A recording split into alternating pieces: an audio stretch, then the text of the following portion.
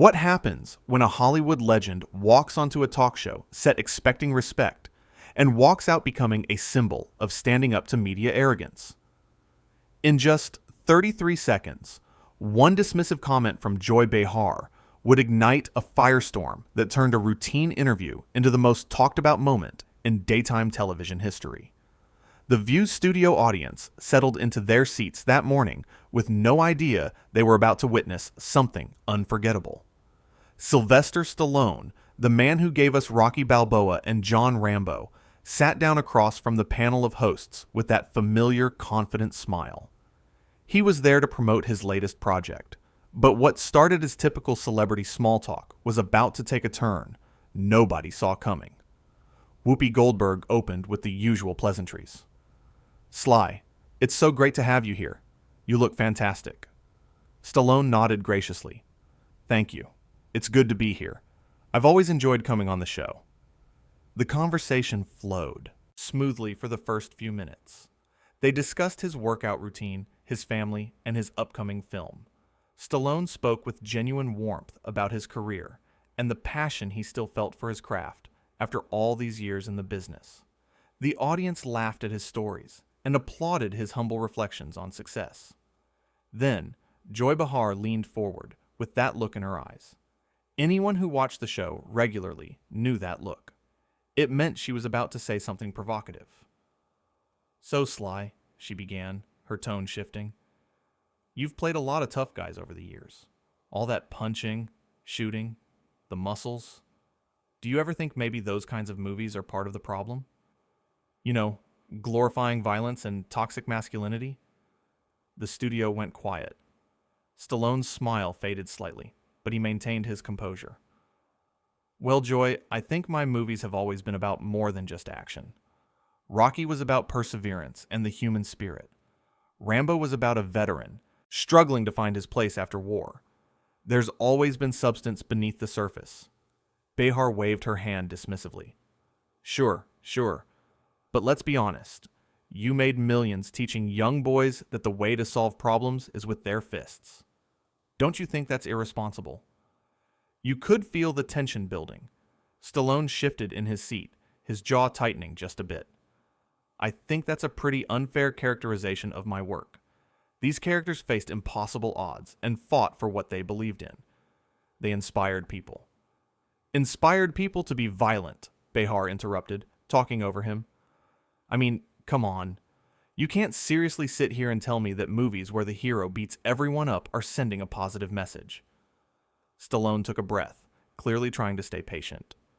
"Joy, with respect, I think you're missing the point entirely. Rocky loses in the first film. It's not about winning through violence. It's about having the courage to stand up and go the distance."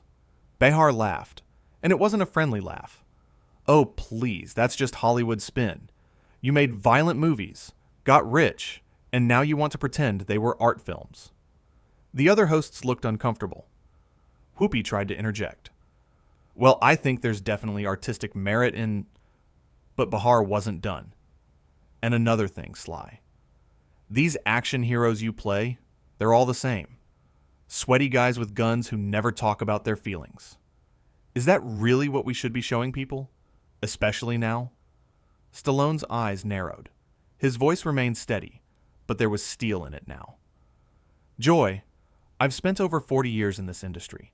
I've poured my heart and soul into characters that mean something to millions of people around the world. Characters that my own life experiences shaped. I grew up struggling, fighting to make something of myself. Those stories are real to me." "But they're not real," Behar shot back. "They're fantasies for men who want to feel tough without actually doing anything meaningful." That comment landed like a bomb. You could see Stallone's expression change. The politeness was draining away, replaced by something harder. "Excuse me?" he said quietly. Behar, seemingly oblivious to the line she'd just crossed, kept going. "I'm just saying, maybe if you'd made movies about talking through problems or understanding different perspectives instead of just punching them, we'd be in a better place as a society." Stallone stared at her for a long moment. You think my work hasn't meant anything meaningful?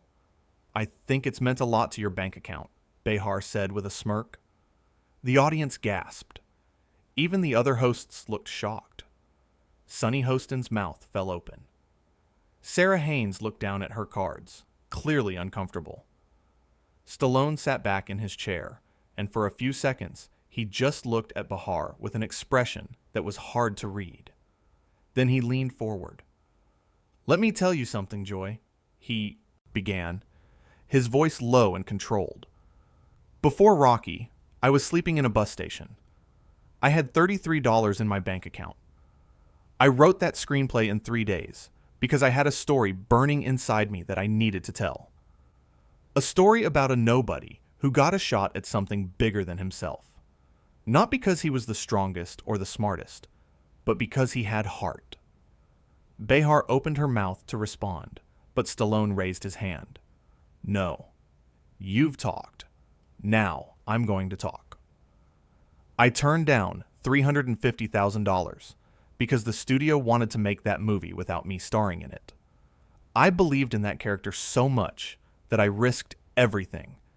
And you know what? That film gave hope to people. Real people going through real struggles.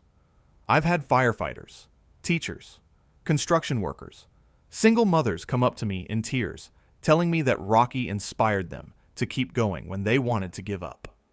His voice was rising now, passion pouring through. Every word. "You sit here on your talk show in your comfortable chair and you judge my life's work like it's nothing. Like it's just mindless violence. You have no idea what those films meant to people. You have no idea what they meant to me." Behar tried to cut in. "Sly, I didn't mean—" "Yes, you did," Stallone interrupted firmly. "You absolutely meant it. And you know what the saddest part is? You don't even see how disrespectful you're being. I came here today as a guest. I came here to have a conversation. Instead, you've spent the last 5 minutes insulting my career, my choices, and basically telling me and everyone who loves my films that we're the problem with society." The studio was dead silent. Every eye was on Stallone. "I've been in this business long enough to handle criticism," he continued. "I've had plenty of it over the years. But there's a difference between criticism and contempt. What you're showing right now is contempt. Not just for me, but for everyone who found something valuable in the stories I told." Behar's face had gone red. "Now wait just a minute. I have every right to my opinion about—" "And I have every right to mine," Stallone cut her off, his voice like granite. "My opinion is that you're being incredibly rude and condescending. You invited me here. You asked me to come on your show. And this is how you treat a guest?" Whoopi tried again to calm things down. "Sly, I think maybe we can—" But Stallone was standing up now, unclipping his microphone. The audience sat frozen, watching this unfold in real time. "You know what, Joy?" Stallone said, looking directly at her. "You want to talk about toxic masculinity? Let's talk about toxic behavior in general. Sitting there acting superior, mocking someone's life work to their face, dismissing decades of effort as just making violent movies for money. That's toxic. That's the kind of behavior that shuts down real conversation." Behar stood up too, defensive now. "I was asking legitimate questions about the content of your films and their impact." "No," Stallone interrupted sharply. "You weren't asking questions. You were making accusations disguised as questions. There's a difference. A question would be, 'Hey Sly, how do you respond to critics who worry about violence in media?' An accusation is saying I got rich teaching boys to solve problems with their fists. You weren't interested in my answer. You just wanted to make your point and put me in my place." The camera operators didn't know where to look. The producers in the control room were probably losing their minds. "Every single film I've made," Stallone continued, his voice thick with emotion now, "I made with purpose, with intention. Rocky wasn't about violence. It was about dignity, about proving to yourself that you belong in the ring with the best, even if you lose. Rambo wasn't about glorifying war. It was about the cost of war, about men who come home broken and forgotten. But you don't care about any of that, do you? Behar crossed her arms. I care about the message that gets sent to audiences. You care about sounding smart and progressive on television, Stallone shot back. You care about getting your talking points in and feeling morally superior. But you don't actually care about understanding what these stories mean to people. The other hosts sat frozen. This had gone so far beyond a normal disagreement. Stallone shook his head slowly. I've met people from every walk of life who told me my films helped them. Veterans with PTSD who saw themselves in Rambo. Kids from rough neighborhoods who saw themselves in Rocky. People fighting cancer who found strength in those characters. And you want to reduce all of that to toxic masculinity and violence? Those are valid concerns about media influence, Behar insisted, but her voice had less certainty now. They would be if you expressed them with any respect or nuance, Stallone countered. But you didn't. You went straight to judgment and mockery. You know what I think? I think you don't actually have a problem with violence in movies.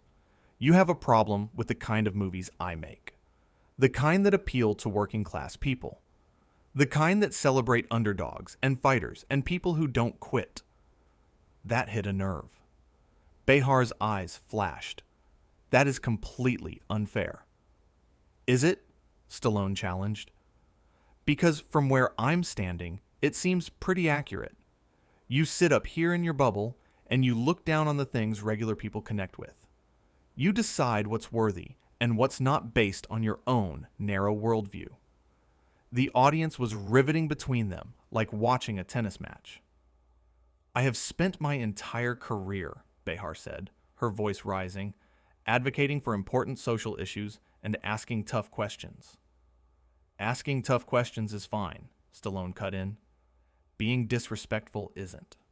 And you've been disrespectful from the moment you started talking to me. Maybe you can't see it because you're so used to being able to say whatever you want without consequences. But I see it. The audience sees it. Your own co-hosts look uncomfortable. Sonny and Sarah both looked away quickly. Stallone held up the microphone he'd unclipped. You know what the real problem is, Joy? It's not violent movies. It's people who think they're better than everyone else. People who think their opinions are facts, and anyone who disagrees is just ignorant or problematic. That's what shuts down real dialogue. That's what divides people. He set the microphone down on the table with a decisive thud. I came here today in good faith, he said, his voice quieter now, but no less intense. I came here to talk about my work, to connect with your audience, to have a good time. Instead, I got ambushed by someone who clearly decided before I even sat down that she was going to take shots at me. Well, congratulations, Joy. You got your moment. You got to publicly tear down someone's life work on national television. I hope it was worth it. Behar's face was bright red now. You're being incredibly dramatic. And you're being incredibly dismissive, Stallone fired back immediately. Even now. Even after everything I just said, you're still dismissing me. You can't even acknowledge that maybe, just maybe, you crossed a line. That's the problem right there. He looked around at the other hosts, then out at the audience. I've been doing this for a long time, Stallone said, his voice carrying across the studio. I've been on hundreds of talk shows. I've answered thousands of questions. Some tough, some easy, some in between. But I've never been treated with such open disdain as a guest. It's disappointing. It's really disappointing. Whoopi finally found her voice. Sly, please. Maybe we can take a breath and... I've taken plenty of breaths, Whoopi, Stallone said, not unkindly. And I appreciate you trying to smooth this over. But some. Things can't be smoothed over. Some things need to be called out. And what just happened here needed to be called out. He looked back at Behar, who was still standing there with her arms crossed, defiant. You owe me an apology, Stallone said flatly. Not for having an opinion about my movies. You're entitled to that. But for the way you expressed it.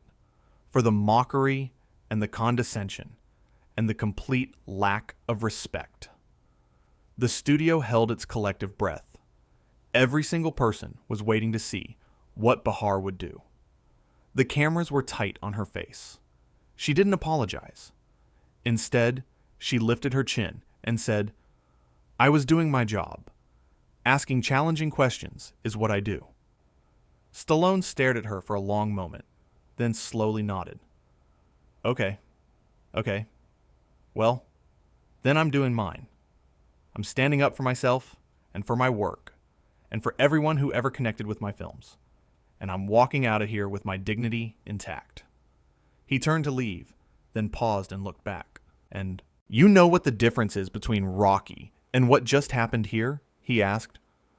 Rocky knew when he was outmatched, but he got in the ring anyway, because it mattered. He took his punches, and he kept going. Not because he was violent or toxic, but because he believed in himself. That's the message of that film. Believe in yourself even when others don't. Stand up for what matters, even when it's hard. His eyes swept across the panel one more time. I believed in myself enough to turn down hundreds of thousands of dollars so I could tell that story my way. I believed in it when everyone said it wouldn't work.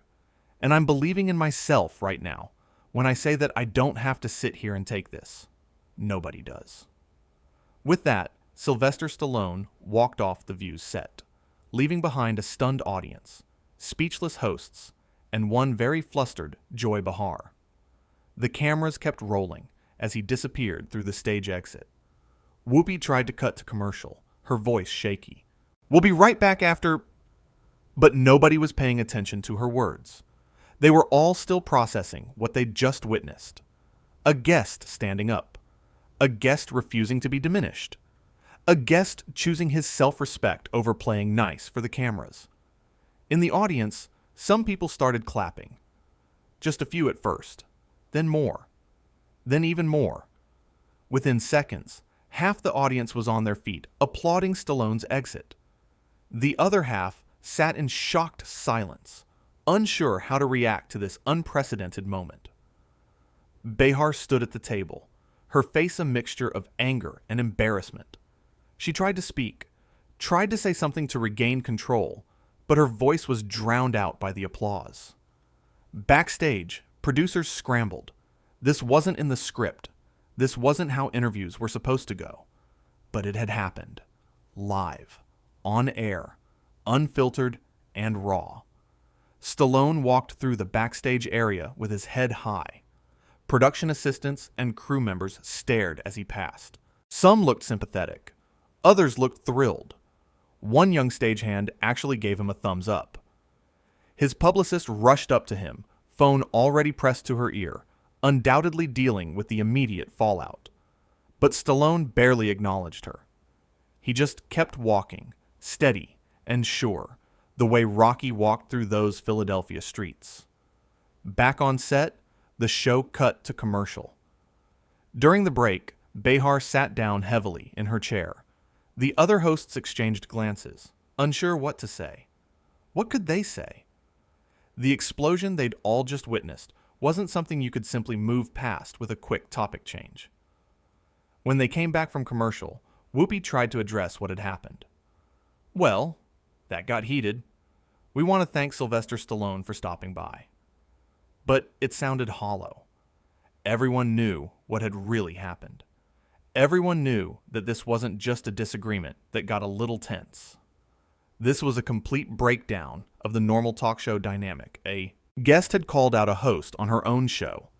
He'd stood up, spoken his piece, and walked out on his own terms. Behar, for her part, tried to justify herself. "Look, I ask tough questions. That's what I do. If people can't handle that..." But even as she spoke, you could see it in her eyes. She knew it had gone too far. She knew she'd pushed too hard, been too dismissive, too mocking. She'd treated a guest with contempt, and it had backfired spectacularly.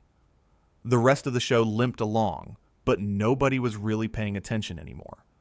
The Stallone walkout was all anyone could think about. In the control room, producers were already fielding calls from media outlets wanting comments. Social media was exploding with reactions. What Behar had intended as a moment to challenge Stallone on his movies had instead become a moment where she got challenged herself, on her own show, in front of her own audience. And unlike Rocky in that first film, she hadn't gone the distance. She'd been knocked down and had stayed down. Stallone, meanwhile, left the building and climbed into his waiting car. As it pulled away from the studio, he looked out the window at the New York streets. He'd stood up for himself. He'd defended his work and his legacy. He'd refused to be talked down to or dismissed. It wasn't how he'd planned to spend his morning. But sometimes the most important moments are the unplanned ones. The ones where you have to make a choice about what you'll accept and what you won't. About whether you'll stay seated and take it or stand up and speak your truth. The audience that had watched it all unfold would never forget it. The hosts who'd sat frozen at the table would replay it in their minds for days. And Joy Behar, sitting in her chair as they wrapped the show, knew that what had started as her trying to put a guest in his place had ended with her being the one who looked foolish. Stallone didn't need to throw a punch to win. He just needed to stand up, speak his truth, and walk away. Sometimes that's the most powerful statement you can make. Sometimes that's how you go the distance. Not by staying in a fight that doesn't deserve your energy, but by choosing yourself and walking out the door. And as the studio lights dimmed and the cameras stopped rolling, one thing was absolutely clear. Sylvester Stallone had walked onto that set as a guest and walked off as something more. A reminder that respect matters, that dignity matters, that you don't have to accept being talked down to, no matter who's doing the talking or how big their platform is. It was a moment that transcended the usual talk show drama. It was real. It was raw. It was a man standing up for his life's work and refusing to be diminished. And millions of people who saw it or heard about it understood exactly why he did it. Because sometimes, when someone crosses that line, the only response is to stand up, say your piece, and walk away knowing you did the right thing.